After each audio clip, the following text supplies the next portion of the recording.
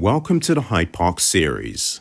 From Vancouver, Canada, who has spent many years honing his skills as a screenwriter, Darren Mancini.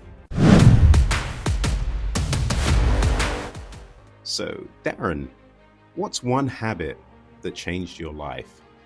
And secondly, what do you tell yourself on bad days? So to answer the first question, what's one habit that changed my life? Writing out a list of tasks to accomplish the night before. So before you go to bed, think about your upcoming day, write out everything that you need to do. And then I find that when I do that, one, I get a better night's sleep, but in the morning, there's less procrastination. You wake up ready to go and you just start hitting the list and knocking off the tasks. I find that writing it out by hand and on a physical notepad, stack of paper, there's something, you give it life. Like I've tried it where you just put it on your calendar on your phone. And for me anyways, I find that out of sight, out of mind. It's easy to forget. It's easy to get distracted because it's in your pocket or it's on the desk. But having a full-size notepad, it gives it life in the world. It's there. So anytime you go by, you see it. And there's also something very satisfying about scratching off a task off the list. And then when you have a full page of things to do, and then at the end of the day, or even like 3/4 through the day, you see that it's almost done. It's very gratifying.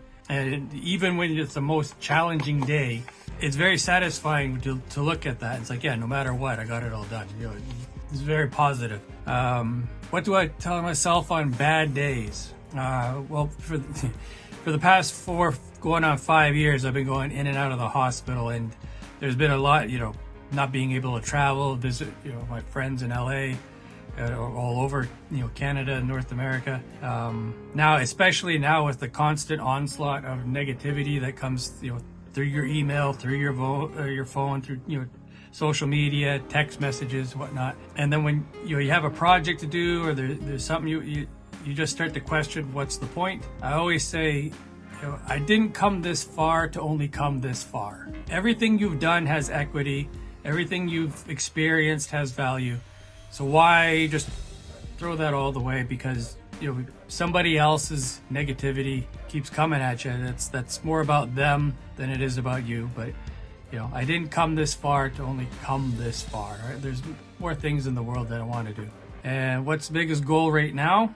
It's kind of a few things. I can sum it all up as to live my life on my own terms, not have somebody else's fear and emotional insecurities dictate my life and how I live my life. As a screenwriter, it's been very rough for like a decade. And it's just constant negativity, and then now you got all this AI, and it's business about it's going to take all of our jobs, which I don't really believe. The rest of the world is creating laws to protect citizens with their own identity. So if somebody wants to recreate a video with somebody else's likeness, it's going to become a whole legal nightmare. So I think it's going to be, AI usage is going to be narrowed down. But with all these negativities bombarding whatnot, the biggest goal is, like, no matter what else is going on, that I'm going to be able to live my life on my terms,